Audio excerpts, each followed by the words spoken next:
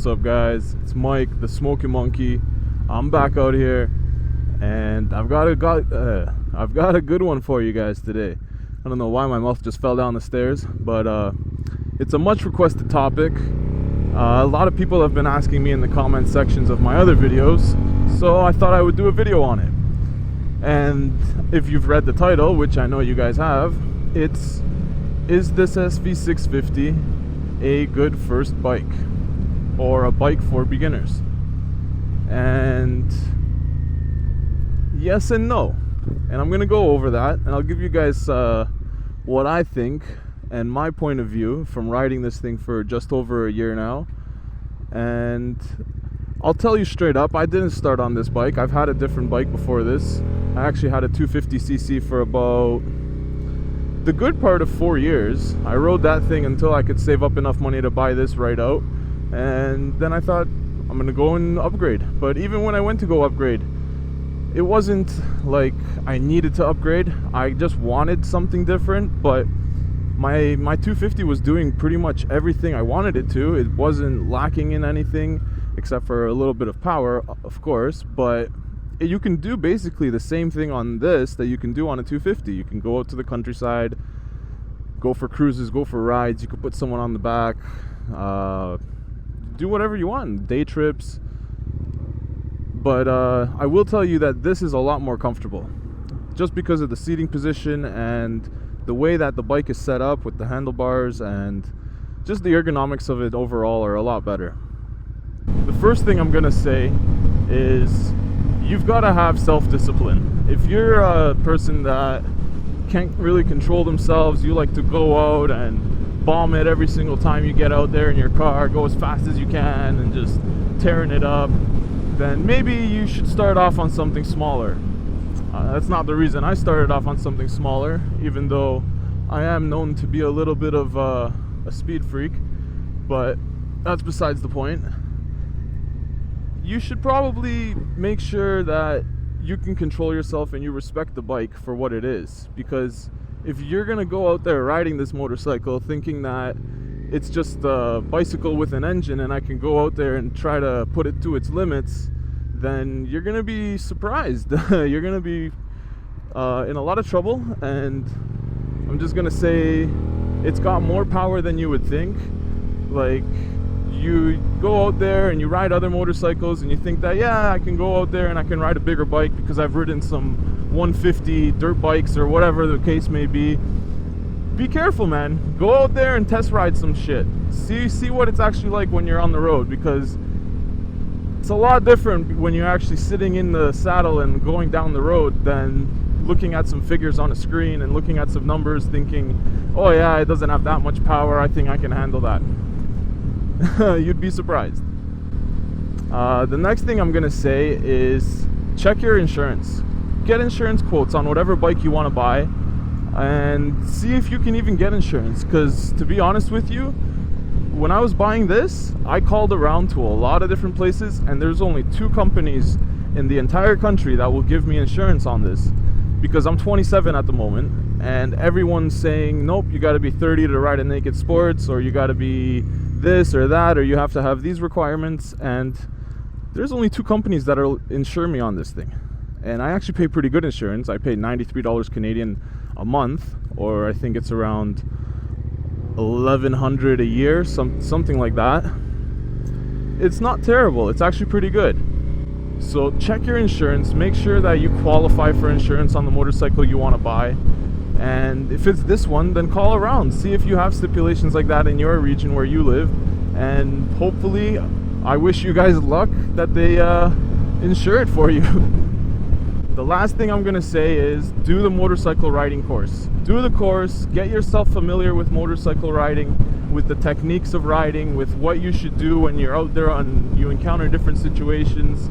And once you're comfortable, then I think you're ready, and I think that it would be a good first bike. And I'll give you my 5 reasons why I think it would be a good first bike after I find a good spot to pull over, because I honestly don't know what this weather is going to turn into.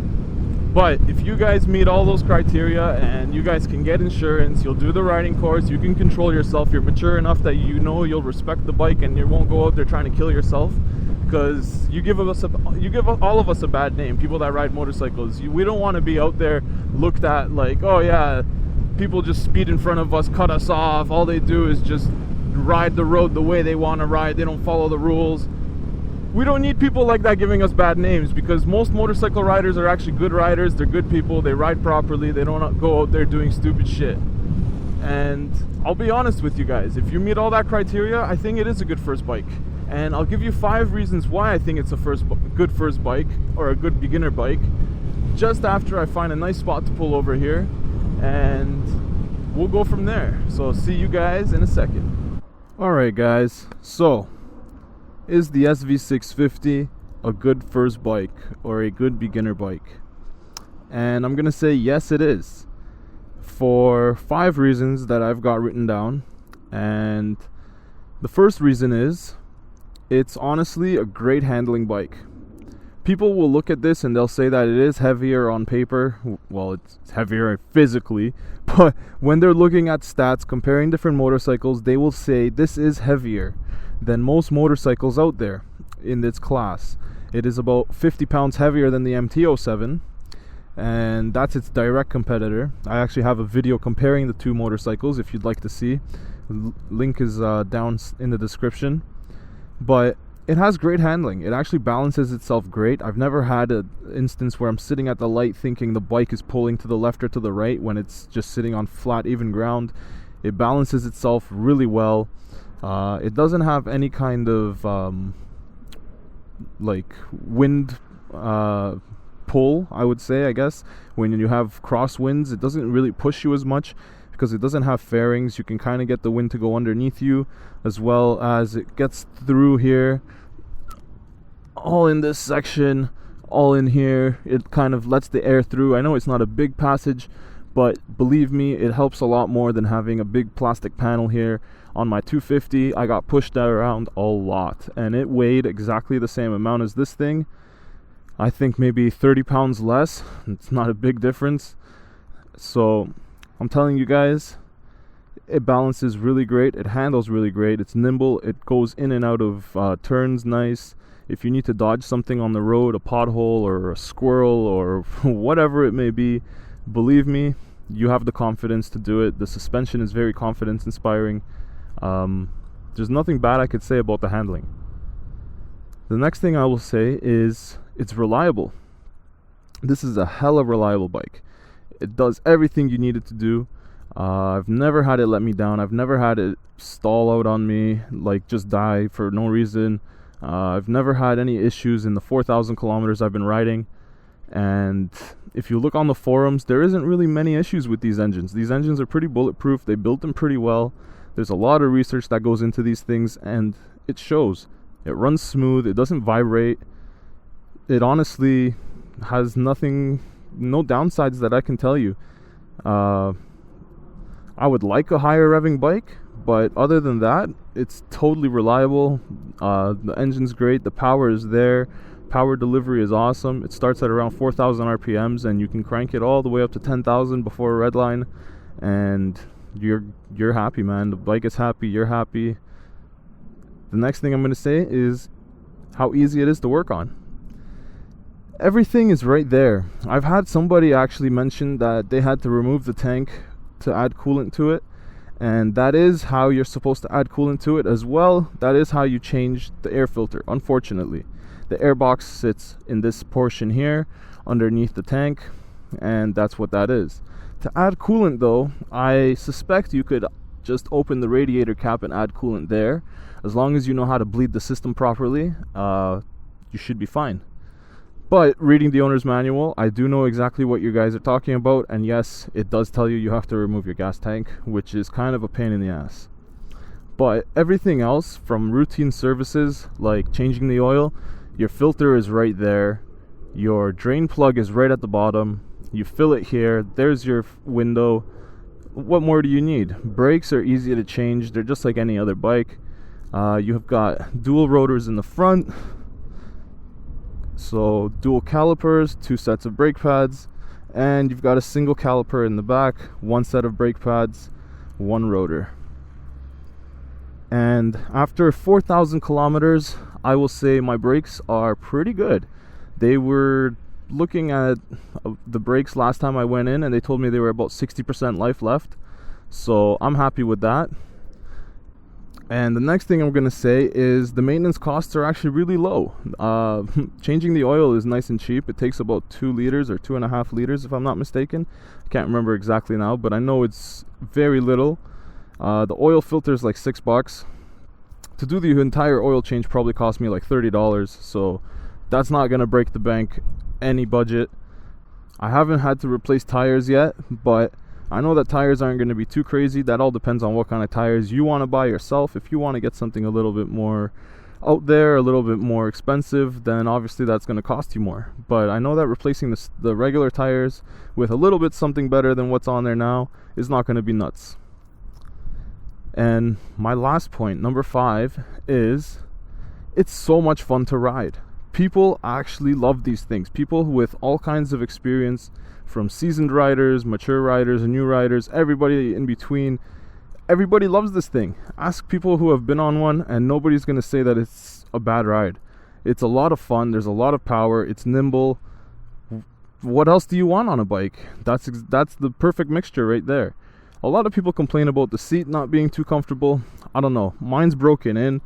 After about 4,000 kilometers, it's pretty plush. I would not say that it's hard.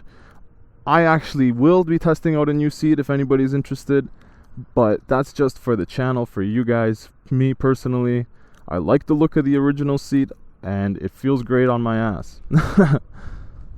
But I'm gonna stop talking now. I'm gonna get back on the bike, give you guys my last few thoughts of why this is a good bike for newbies and beginners, and let's go.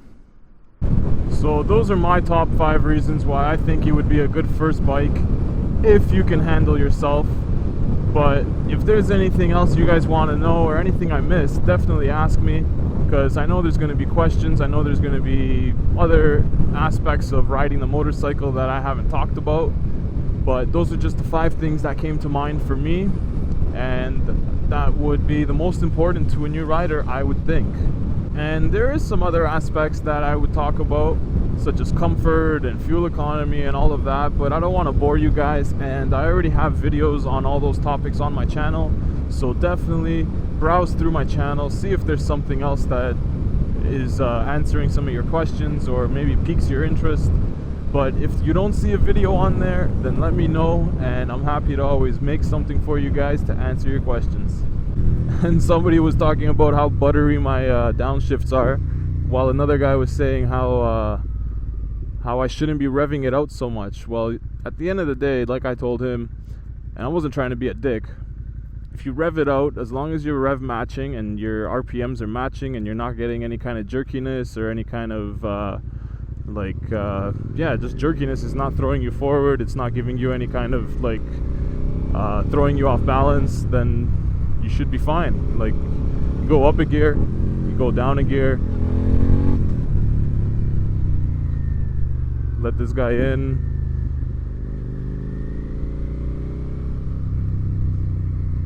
See, you gotta be vigilant. Even when you're making videos and you're doing gear drops and shit, you gotta watch out for guys, because they'll be creeping in your lane.